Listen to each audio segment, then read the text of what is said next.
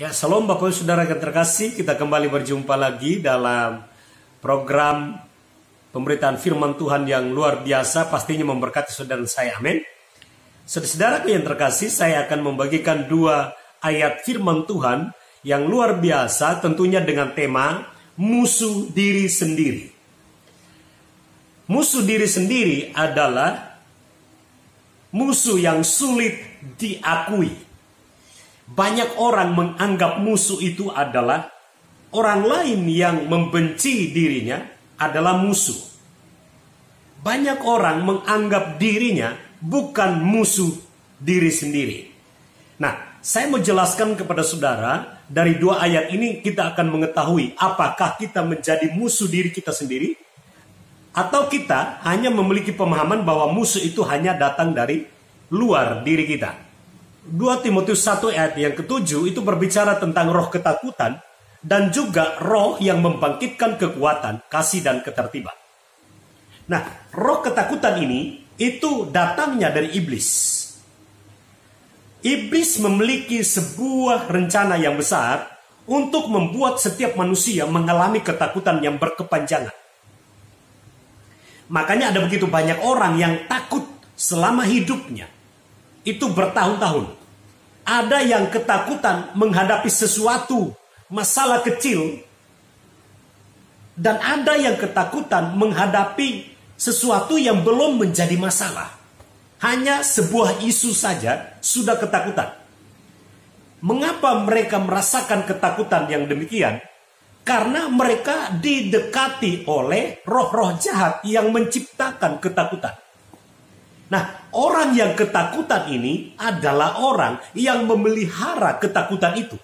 Dan mereka bingung untuk bagaimana caranya menghilangkan ketakutan-ketakutan itu. Kenapa mereka bingung? Karena mereka dikuasai oleh cengkraman iblis.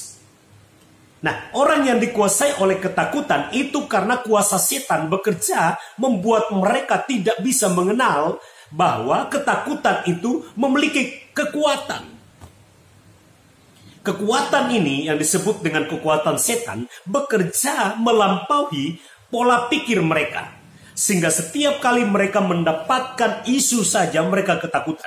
Mereka mendapatkan masalah mereka ketakutan. Mereka mendapatkan ancaman ketakutannya sangat besar. Nah, saudaraku yang terkasih, orang yang mengalami ketakutan sangat besar itu artinya orang itu dikuasai dengan kekuatan iblis yang sangat besar. Dan saudara perhatikan saya bahwa ketakutan adalah cara kerja setan untuk manusia tidak menyayangi dirinya sendiri. Tidak merasakan damai sejahtera, tidak merasakan ketenangan, tetapi merasa takut terus-menerus. Nah, orang yang takut terus-menerus adalah orang yang tidak menyayangi dirinya sendiri. Nah, ketika perasaan takut menguasai hidup saudara, itu menunjukkan bahwa saudara dikuasai oleh cara kerja setan untuk apa? Untuk memusuhi diri saudara sendiri.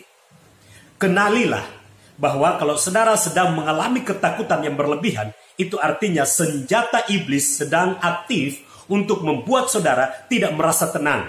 Dan saudara akan membuat diri saudara sendiri kacau oleh karena ketakutan itu terus mengintimidasi saudara. Sadari hal itu dan mulai berdiam diri. Bangkitkan yang namanya roh kekuatan, kasih dan ketertiban. Yakini bahwa Roh Kudus ada di dalam hati saudara. Mulai mempercayai firman Tuhan, mulai mempercayai kuasa Roh Kudus yang lebih besar kuasanya daripada roh yang ada di dunia ini, untuk memberikan kepada saudara kekuatan, kasih dan ketertiban. Kekuatan untuk apa? Untuk melawan tipu muslihat setan yang menghantui saudara dengan ketakutan.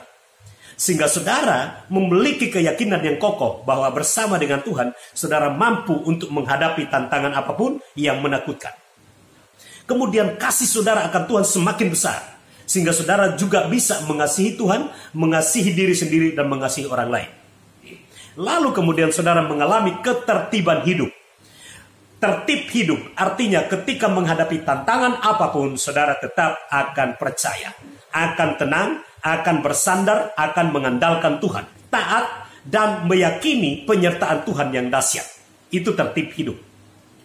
Yang kedua, ayat yang kedua di dalam Matius 6 ayat 25 tentang masalah kekhawatiran. Firman ini berkata tentang jangan khawatir dengan apa yang engkau makan, engkau pakai, engkau minum. Saya mau sampaikan begini, ada setiap kita mengalami kekhawatiran-kekhawatiran. Kekhawatiran itu adalah bagian daripada sesuatu yang berusaha untuk melemahkan diri kita, sehingga kita tidak memiliki keyakinan yang kokoh untuk menjalani kehidupan dalam setiap situasi-situasi yang menakutkan. Nah, saudara-saudara yang terkasih, situasi yang membuat kita khawatir itu berhubungan dengan makan minum, pakaian, kebutuhan-kebutuhan finansial kita, kebutuhan-kebutuhan yang berhubungan dengan tubuh kita, ya, berhubungan dengan yang kelihatan. Jadi kalau yang kelihatan itu selalu membuat kita khawatir, berarti kita sedang memelihara kekhawatiran itu, dan kekhawatiran itu akan menjadikan diri kita musuh. Musuh bagi siapa? Musuh bagi diri sendiri. Jadi sebenarnya kalau kita tidak menaruh percaya kepada Tuhan, tetapi kita lebih khawatir, maka kita menjadikan senjata kekhawatiran memusuhi diri sendiri. Itu sama dengan kita menyerang diri sendiri. Tetapi kalau sebaliknya, kita menggunakan iman percaya kita, pengharapan kita, andalan kita kepada Tuhan, maka kekhawatiran tidak akan menguasai hidup kita. Sehingga kita akan melindungi diri kita dari kuasa kekhawatiran. Ya, kuasa kebenaran, janji firman Tuhan akan menjamin hidup kita, sehingga hidup kita penuh dengan kepastian akan janji-janji berkat Tuhan. Amin. Saudaraku yang terkasih, hidup kita ada di tangan Tuhan. Jadi saudaraku yang terkasih, jangan biarkan ketakutan dan kekhawatiran menguasai hidupmu. Karena kalau ketakutan dan kekhawatiran menguasai hidupmu, itu artinya engkau memusuhi dirimu sendiri dengan dua senjata itu. Senjata ketakutan dan senjata kekhawatiran. Tetapi jadikanlah dirimu sendiri sebagai sahabat. Ya, sayangi dirimu, kasihi dirimu, ya. Biarkan damai sejahtera, biar ketenangan menguasai jiwamu, pikiranmu. Supaya engkau tidak memusuhi dirimu sendiri, tetapi engkau mengasihi dirimu dengan kasih Bapa. Engkau mengasihi dirimu dengan apa? Dengan iman, dengan pengharapan kepada Tuhan, dengan kasih sayang. Engkau bisa menghargai dirimu sebagaimana Kristus ada di dalam engkau dan engkau di dalam Kristus.